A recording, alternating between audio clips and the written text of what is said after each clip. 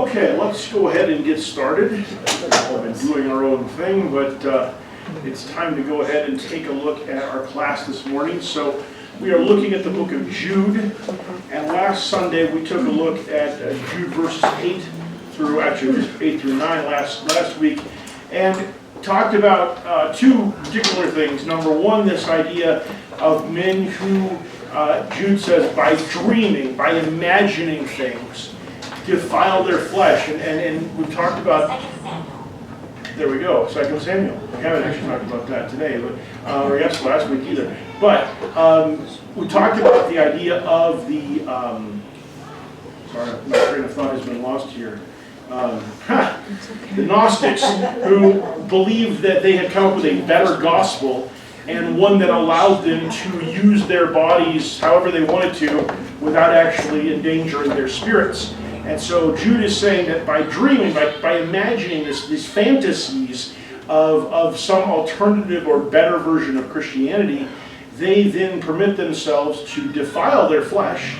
They reject authority, apostolic authority, the authority of God, and they revile angelic majesties. And that's where it gets into an area where we're not exactly sure what he's talking about, although most likely, in the context of the Gnostics, what he was talking about is their belief that Jesus was an angel, and a lot of mythology relating to angels that was derived from a combination of Jewish mystery religions and Greek mythology kind of merged together. And we know that Gnosticism definitely included some of those things. And then we talked about verse 9 where he talks about Michael the archangel disputing with the devil. And I said, I don't know what that's talking about. We don't have anything else in the scriptures to help us understand that.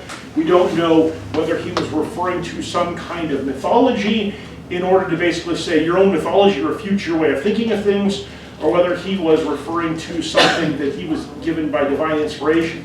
Either way, we just don't have that information. Now, we could try to figure stuff out of this, but just like we talked about last week, the danger with that is that when you start trying to come up with doctrines based on something that you really have no information about, you end up usually in some kind of weird place where you come up with something that ends up disagreeing with other things. And in fact, in many cases when people do this, what they're really doing is looking for a way around some other thing that they don't like by using something that isn't really clearly understood to use that as a way of developing a new approach. So I'm not going to spend any more time on that particular phrase unless somebody really wants to, although we'll see in a minute here that when we reference 2 Peter, he also mentions this in passage. So either whether this was something, and the reason I mention the mythology is because when Paul talks about, for example, the sort of hedonist mindset, he quotes a proverb, a quote-unquote proverb of the Cretans, which says, food for the body and the body for food. Now he puts that in quotes. He's not saying, I agree with this. He's simply referring to this as the argument that they were making, and then he undermines it with the scriptures. So it is possible that both Jude and Peter are referring to something that some sort of mythology that these Gnostics have come up with, and not that they're stating something that they actually believe happened. So we just don't have enough information to know the answer to that, is the short version of it. But Jude continues, and this is where we kind of left off. Jude continues by saying, these men, these same Gnostic men, revile things which they do not understand, and the things which they know by instinct, like unreasoning animals, by these things they are destroyed. In other words, what he's saying is they're not thinking, they're just doing. And I think it's really interesting, if you look over in 1 Corinthians, I believe it is 11, Paul is talking about the Jews and the Jewish unbelief, and he says something really interesting in that context. Now, I'm going to find this here. I noticed this actually last week. Unfortunately, it's past that. It's prior to that. I believe, let me see if I can find this. He's talking about Israel and the fact that Israel has denied Christ for the most part. I'm trying to figure out. Maybe it's 2 Corinthians. Let's see. More sense. No, Romans. Duh. Of course it's Romans. That's when he's talking about Israel. So, let me see.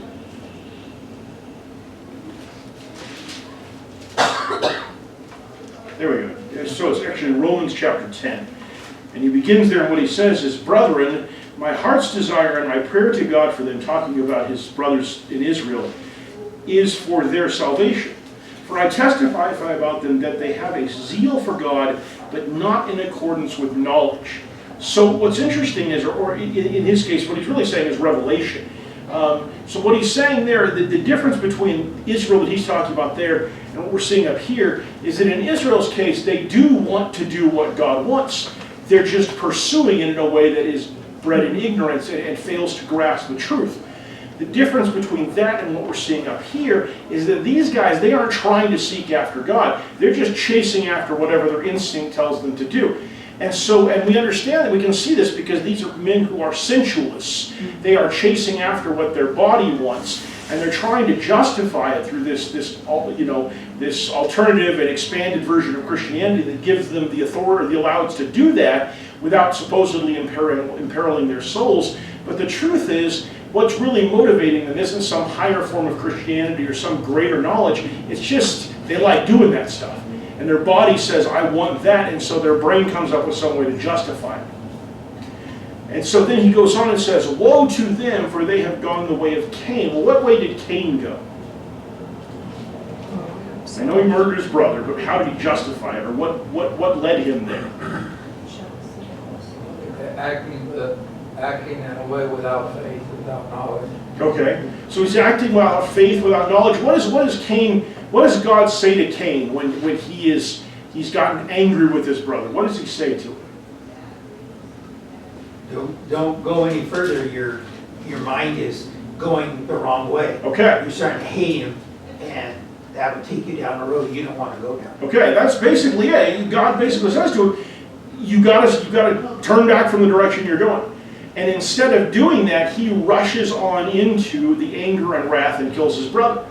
And then we have Balaam. What was Balaam's error? What mistake did he make?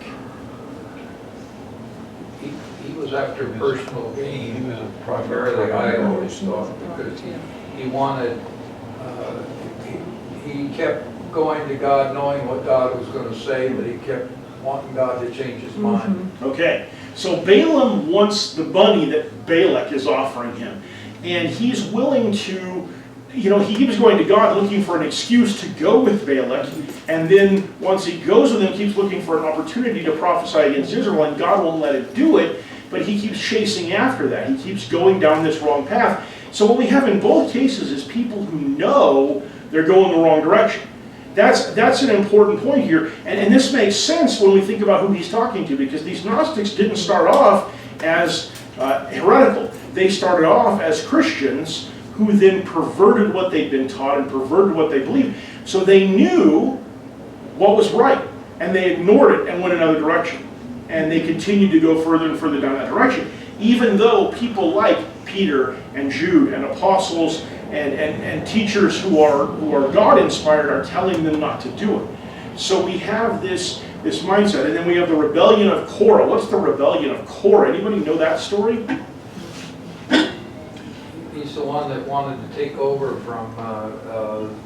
from Moses. Yes. And ended up in a big hole. The ground swallowed him up, Yeah, so Korah rebelled against Moses because he didn't like the direction things were going, and he wanted to go a different way. Literally, in a physical sense, in his case, he wanted to go a different way. So he rebelled against Moses, and God, through Moses, said, okay, Korah, you and your followers line up over here, and Moses, you and your followers line up over here, and I'm going to show you who's correct. And the way he showed him who was correct is the ground swallowed up Korah and his follower, which is a pretty definitive statement right there. So Korah gets shown the error of his ways, although it's the last thing he sees. And I think that's another key aspect of this, is that all of these people, once they made a mistake, it was a fatal mistake. I don't mean in the sense that they got killed right away, but in Cain's case, the judgment on him was severe. In Balaam's case, it wasn't so much the judgment was severe as it was that he became a symbol of going the wrong way, and Korah did actually die instantly. So we have this sense of people who should know what's right and turn away from it and suffer judgment because of that. Now Peter says it a little bit differently, but he says almost the exact same stuff, and not very differently. Talking about these same kind of men, he says that they are daring, self-willed, they do not tremble when they revile angelic majesties. In other words, they're not worried about the fact that they're saying things about God and angels and stuff like that that insult them. Whereas angels who are greater in might and power do not bring a reviling judgment against them before the Lord. In other words, the angels who have the power and who understand really what's going on, they don't go to God and judge the men who are saying these things. But these, like unreasoning animals, born as creatures of instinct to be captured and killed, I love that. It's almost like they're just talking about like it's like a wild dog, or something like that, or something. Reviling where they have no knowledge, will in the destruction of those creatures also be destroyed. Now, here he's talking about creatures of instinct. Now, so whether he's referring to the destruction of those creatures as the creatures of instinct in terms of when this world comes to an end, they're also going to be destroyed, or he's referring to, going back a little bit further, to the reference he makes to the angels who've been imprisoned in judgment. Either way, what he's saying is that when judgment comes, they're going to be destroyed. And they're suffering wrong, they're going to suffer wrong as the wages of doing wrong. Suffer harm, in this case, might be a better way to interpret or translate it for our term purposes. Suffering wrong as the wages of doing harm or wrong, they count it as a pleasure to revel in the daytime. In other words, they're happy, they're proud of themselves for what they do. They're, and you get that from, Paul talks about this in 1 Corinthians, where the Corinthian church is so proud of themselves because they're so tolerant of this guy who's sleeping with his father's wife, and they think they're doing such a great job of being, showing grace and everything.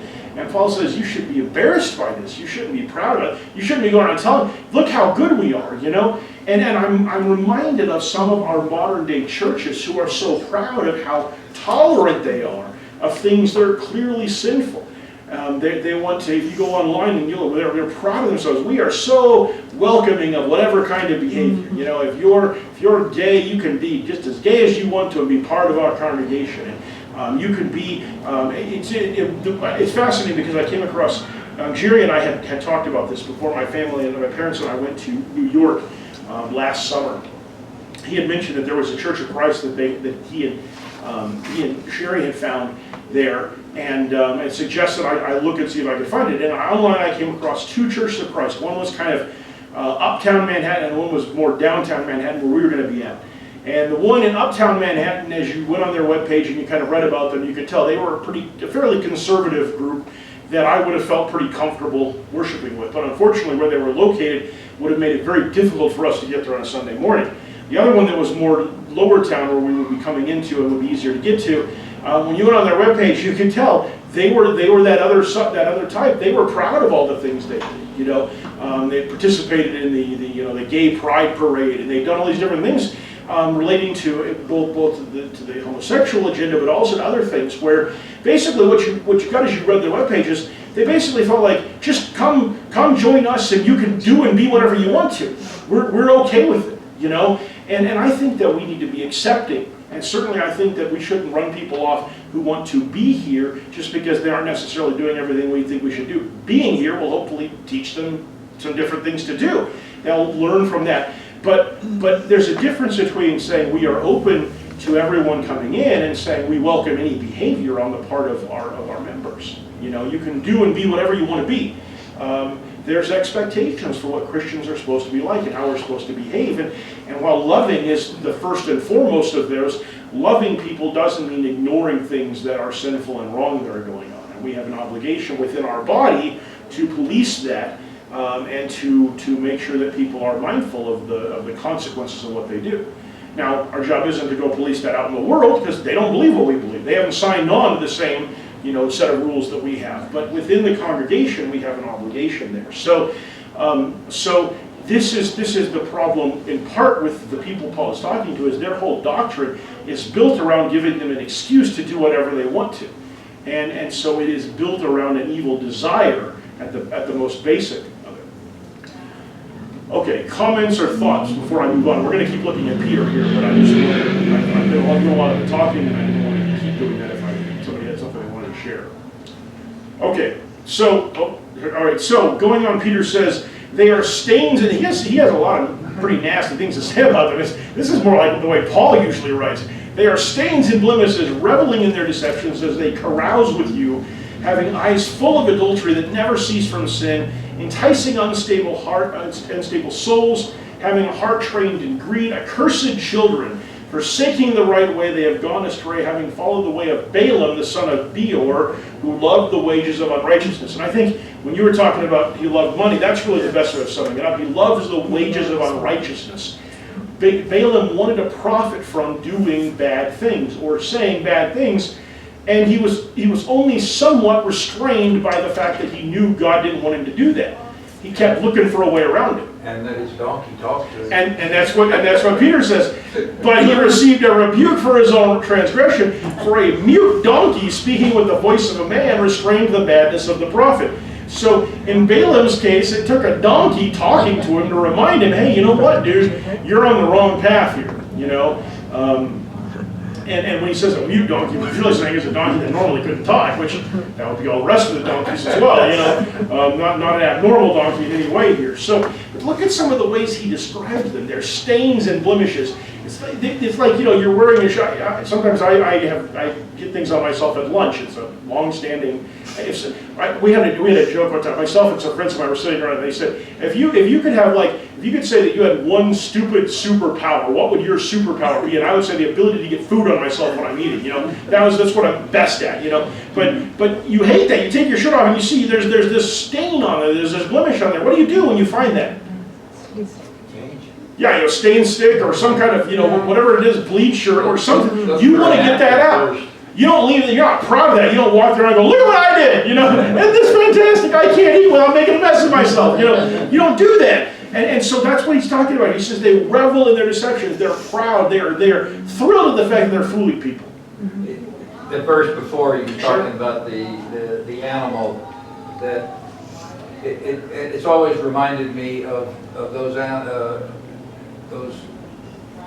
animals in Africa, the dogs. Oh, hyenas, yeah. Hyenas that I mean, it just seems to fit everything that Peter's talking about, how they're acting, the reason, the stain, the whole life that they live fits with exactly what Peter's talking about. And I don't know if some of you, I was going to say, I don't know if some of you stay up as late as me. I know none of you stay up as late as me. I can be quite confident of that. If you stay up late, you can hear the coyotes laughing sometimes at night, and it's a very creepy sound. It is, even though it's a long way away, you hear that kind of laughter, and the hyenas are even worse with that, I think.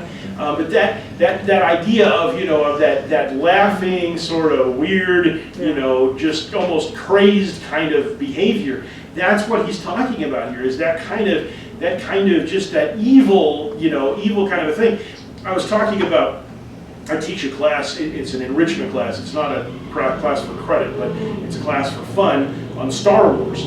And one of the things that I mentioned in one of my classes is that one of the interesting characteristics of George Lucas's Star Wars movies, now not the more recent Disney stuff, is that in his case, all of the bad guys are very clearly bad guys. And there's no, you know, I wonder if they're, you know, maybe there's some good reason why they're bad guys, you know. And one of the things that's most interesting about them is that all of them not only want to do bad things, but they want to get other people to do bad things too.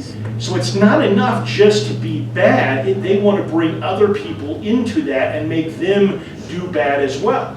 And I think that's one of the things that we find so often with people who are truly inclined towards evil, is that they are looking to get other people on board as well. Why would that be? Why would people who do evil want to co-opt more people to be evil as well? Misery loves company. Okay.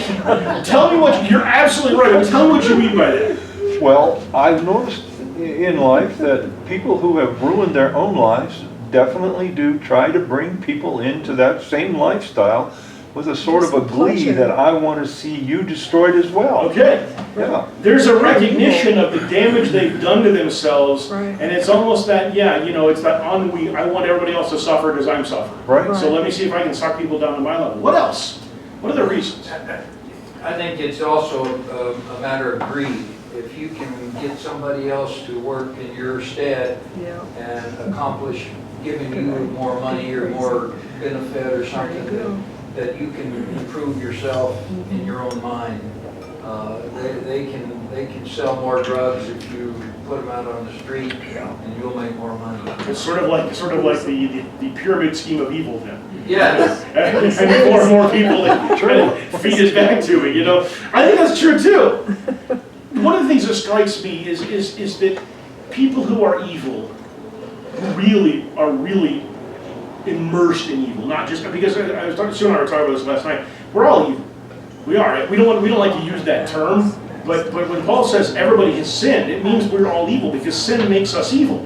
Now, in Paul's case, or with Paul, he says all have sinned and fallen short of the glory of God, and all are justified through Christ. So we have had that evil washed away from us. But in our native human state, we are all evil. But there's a difference between being evil and being impacted by sin and being immersed in evil, where you're drinking from the fountain of evil, basically. You know, the same way we drink from the fountain of the Spirit. That kind of evil wants to make it normalized. When you're that kind of a person, you want everybody else to be like you, because then nobody can say that there's something wrong with you. You know, you can always say, well, what about you? And what about this? And what about that? And so you want to drag people down to that level, because then everybody's the same. There's a line, I love pop culture. I shouldn't love it as much as I do probably, but I enjoy it from this standpoint. There's a line in a movie called The Incredibles, where the Incredibles are this family of superheroes, and their enemy is a guy named Syndrome. And Syndrome is a normal guy. He's just really smart. He created all these technological abilities for himself. And one of the things he says is his intention with all of his technology is to release it to the whole world so that everybody can have access to it, so that everybody can become super. And he says, because when everybody's super, nobody will be. And that's his desire. His goal is not so much to make everyone super, it's to drag down those people who are exceptional so that they are no longer exceptional. And that's what evil wants. And in a sense, it makes sense. Because as Christians, we emulate our Father. We emulate our example, God and Jesus, by trying to do more and more good and have that be more and more present in our lives. It makes sense that people who are immersed in evil would emulate Satan, who is not only evil, but is the tempter, who's trying to get more and more people to do evil. And so the closer you get to that kind of mindset, the more inclined you are to drag people down with you. And so it's not enough simply to be evil and to revel in the evil that you are. It is also part of what you're seeking to do, to drag other people down as well. So he says they entice unstable souls. There again. Oh, sorry, go ahead. No, that's okay. I was just thinking that, and when they can't get that done, then their final step is to murder That's true. the upright. If you can't, They want us gone. if you can't drag people down, then Right. just blow the whole thing up. You Right. know, and maybe you don't have to murder. Maybe you just create so much chaos Yeah. and instability Get that rid of there's them. no Right. order left. You know, and we do see that kind of thing in the world from people who, whether it's a system they want to blow up or a whole country. I don't mean like literally an atomic bomb blow up, but where it descends into chaos when they can't get what they want. You know. So yeah, there's that destruction mindset. Sue? The more people you have doing evil, the more normal it can feel all around you. Yeah, So absolutely. that you're a little less inclined to improve. Absolutely. Yeah, when you live in a society that is mostly good people and you're doing bad stuff, you're the weird one. And that feels awkward, and there's a lot of attention that's brought to you, and it's usually uncomfortable attention. But when you live in a society where most people are doing bad stuff, you have to really work to be, you know, to be calling attention to yourself, and you can get away with a lot more. So I think that's definitely part of the goal here, part of the thinking here. So it says, though, that they entice unstable souls, which is exactly what we've been talking about here. People who don't have stability, don't have strength. Jesus talks about the parable of the builder, you know, the guy who built on sand versus the guy who built on rock. If you build on sand, even if you are building what you think is righteousness, you have a weakness there. You have a stability problem there. You don't build on Jesus' teachings, but on some kind of a version of them or a mirage of them. And what's going to happen eventually is it's going to collapse out from under you because you're unstable. Their hearts are trained in greed. That goes to the Balaam thing again. Accursed children. There's what is the phrase about redheaded stepchildren or something like that? Anyway, these are again though. There's a phrase there. These are people who were part of the gospel, who were part of the body, and they have become accursed. They have taken themselves someplace out of the grace of God, into the curse that is on mankind because of its sin. And then we get into the imagery that's much closer to the stuff we've already seen in Jude. Forsaking the right way, they have gone astray, having followed the way of Balaam, son of Beor, who loved the wages of unrighteousness. Now, wages of unrighteousness in Balaam's case was literally money. But in many cases today, what we're seeing, the wages of unrighteousness is more about personal pleasure or power or,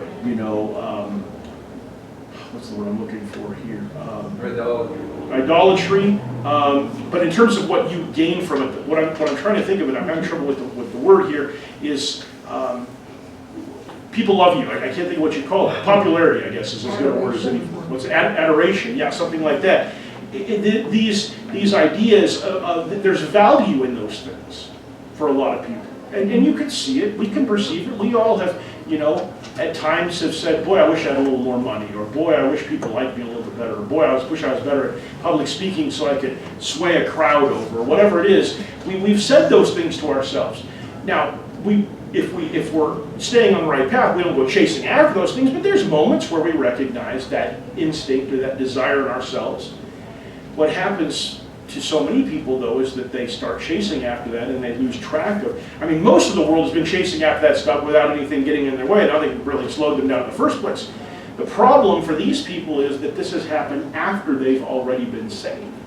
The Hebrew writer says that once you've been saved and then you fall away from that, you're worse off than you were when you started. Because you knew what you were supposed to do. Jesus says it a different way. He says the servant who doesn't know what his master wants and doesn't do it is going to be beaten with few strokes, and the one who knows what his master wants and doesn't do it is going to be beaten with many strokes. What that means in the context of eternity, I don't really want to try to evaluate. It's just that it's bad. It's bad to know what God wants and ignore it. It's worse than not knowing what God wants and not following it in the first place. Okay, so let me stop there because we're going to go back to Jude in a second here. Anybody else, any other comments on what we just talked about here in Peter? Okay, so let's go back to Jude. And here again, we're still talking about these guys. Neither one of these, Peter nor Jude, has anything nice to say about these people. This one, I love this particular, some of the imagery here is really good. These are the men who are hidden reefs in your love feast when they feast with you without fear, caring for themselves. What's the danger of a hidden reef? Shipwreck. Shipwreck, right? Ships. It's not so hard to sail when you can see the rocks. But when stuff is hidden just under the surface of the water where you can't see it, or just deep enough that it's hard to perceive, but it's still shallow enough to snag the bottom of your boat, it can tear the ship open, it can cause a shipwreck, it can be catastrophic. But the key is it's hidden. It's a danger you don't see coming. And what Jude is saying here is that these guys are a danger you don't see coming, because they come in and they look like you. They know the right things to say. They know how to look like Christians, like the people that God has chosen. But underneath that is this layer of evil and greed and self-dealing that is going to shipwreck you. They come to your love feast, they eat with you, they celebrate with you at the table, and yet what they really believe is that Jesus didn't really eat the Passover because he couldn't have, he wasn't physically there. Or that Jesus didn't really raise from the dead because he couldn't have, he wasn't really God. They're doing these things, and yet they're polluting them because the things that they believe run contrary to the very behaviors that they're engaging in. Clouds without water. What's so terrible about a cloud without water? In Arizona, we're pretty used to that. No. What is it about a cloud without water that we hate? Well, they're pretty, but worthless. It's kind of a lie. It's, there's a cloud coming, maybe we'll get rain. No, we're not going to get rain, You get lightning sometimes. You get lightning. They get all the noise and destruction without any of the water, especially, and for us in Arizona, carried along by the winds is the other aspect of this too, so we'll get to that in a second. But in Arizona, we're pretty used to the idea that most of the clouds we see don't have any water. And for most of us who live our lives working, in public service or in an office or in, teaching or whatever it might be, that doesn't really bother us very much because, rain or not rain, it's not that big of a deal. If you're a farmer, and most of the people that Jude is talking to are people who work in farming, a cloud without water is just a mean trick to play on somebody, And so it really sucks when you're getting clouds without any water, and it's happening a lot. But on top of it, he says, they're carried along by the wind. So not only are they a promise of something that's not fulfilled, but they really are without, they're not structured, they're not tied to something. They're just being blown around wherever. Paul elsewhere will say, that our goal, the reason that the church exists and the structures of leadership in the church exist, is so that we are not going to be easily carried along by false doctrines and swept around like a ship by the waves and the wind, that we can be stable and have a path and a course. And he's saying these people don't have a path or a course, they just go wherever their desires, their lust, their greed wants them to. And when they do, they show up and you think that they're something useful and they're really not. They're just empty. Autumn trees without fruit, the same thing. Trees that don't really have anything on them. And an autumn tree should have fruit on it. So, spring tree, we wouldn't expect to find fruit on it. But an autumn tree that does without fruit is a tree that is fooling you. Doubly dead and uprooted. So they're dead twice over. Not like twice baked potatoes, they're twice dead trees. Uprooted. So what uproots a tree? Storms, wind, weather, more often than not, are the things that uproot a storm. So here are trees. So here again, they've got, what's that? D9. D9, what is it, D9? A tractor. Oh, okay, so that's true. If you got the right machine, you can uproot a tree. But the key here is, it's usually not strong trees that are uprooted by anything short of really, really severe weather. But a dead tree, the root fails, it's not so hard to uproot it. A strong wind can blow a dead tree over pretty easily. And so what he's saying is that these are trees that don't have any fruit, but they're easily uprooted as well. They're really not stable and functional. They're not survivable because what they're rooted in is lies and deceptions and falsehoods. And so there's really nothing there, and what is there is easily knocked over. Wild waves of the sea, the same thing, casting up their own shame like foam. Listen to that imagery, isn't that fantastic? Wild waves of the sea, we get this, and we know what those look like, and they've got the foam, and they've got the, all of the churn and everything, but there's nothing going on there.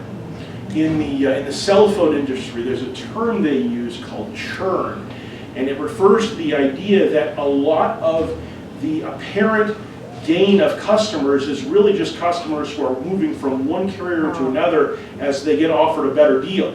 And so they don't stay with, and those customers are not particularly desirable customers because they only stick with you for long enough to exhaust whatever value of the deal is that you've offered. Before you can really profit from them, they move on to somebody else. And so churn is a bad thing. What they really want is new customers. They want people who are going to come in and be loyal to them and stick with the brand. Well, this is what he's talking about here. They're just going all over the place. There's all this motion, but there's nothing underneath it. There's nothing meaningful to it. And instead, their shame is they're displaying their shame proudly. Look at how accepting we are. Look at how great we are. Look at how we have become superior beyond the limitations of our bodies. And our bodies can do whatever they want to, but our spirits are better than that. But it's all just a lie. It's all just motion without meaning. Wandering stars. Now there's an interesting concept. What is a wandering star? Most stars don't wander. Comet? A comet is what a wandering star really is. Now back in the time that Jude is writing this, the understanding of celestial bodies was pretty limited. And so when they talk about wandering stars, they're talking about a comet, because a comet could look brighter than any star because of the proximity to Earth, but of course it's going to be moving. And of course, he says, for whom the black darkness has been reserved forever. Here again, think about that imagery when you think about a comet, Comets go hurtling through space, and ultimately they are never going to, with a few exceptions, they are never going to find a home or find an end. They're just going to hurtle along forever through black and empty space, And although today we know that there is physics can help us to define their orbits and those kinds of things, nevertheless, there is this futility to what they're doing. They're just going along endlessly. And there are some comets for whom, even though physics still applies to them, they don't even have a course. They don't have a route. They just move between galaxies. Well, between solar systems in particular. They're not rooted to anything. They're just gravity is moving them along, but they're affected by so many different gravity forces that none of them take hold of them fully, and they just kind of keep zipping along. So So again, there's this sense of futility, this sense of movement without purpose. Back in the back, yes. When I look at this, it is such a beautiful passage of scripture.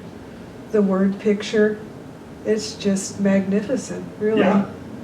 You really can't miss it if you focus on it. It's Yeah, just there. no, it's really beautiful. And here again, we see this parallel over in Peter. We'll finish here with this passage from Peter because we don't have a lot of time left, and it is a very parallel kind of passage. So Peter says, these are springs without water. There again, one of those things where, imagine if you're thirsty, forget about springs without water, how about drinking fountains without water for us today? How many of you have had that happen? Where you're like really thirsty, oh, there's a drinking fountain, you go over to it, and you can usually tell, you get closer, it's all crusty and dry, and inside you're like, oh no, you push the button and nothing happens. And this is the worst thing, especially in the desert. I used to have that happen when I was a kid at the park, you'd play in the park, and you'd get all hot, and then you'd go to the drinking fountain, and either it wouldn't work, or a hot water would come out because it was so close to the surface, it had been heated up. But either way, it was a mean trick, basically. You thought you were going to get something cool and refreshing, and instead what you get is this thing that's not what you want at all.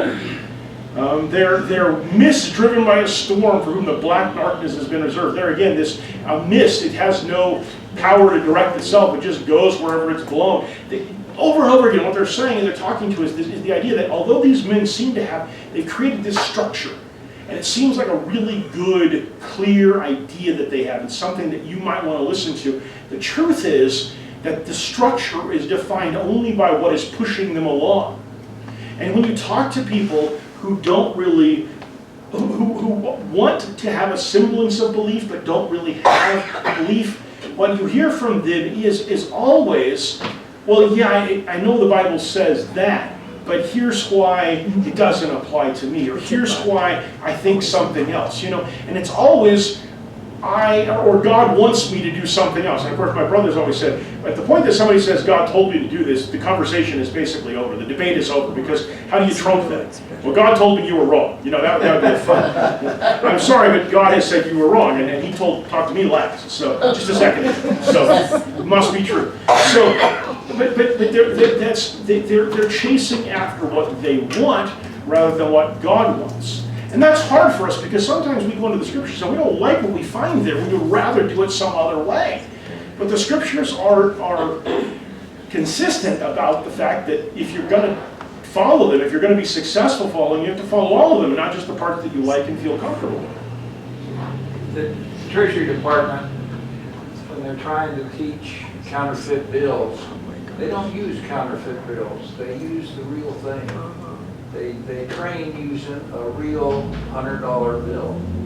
And that's the way Peter and Jude both are saying. If you want to overcome this, you got to know the real thing. Yeah. You got to know what the real bill looks like, what the real knowledge of God is. And that's what he's saying. He says, here you've got all of this going on over here, but that's all a lie. This is what, and the only way you know that is by knowing what the truth is. Knowing what the truth is. That's a really good point. I think it's an interesting way to say it.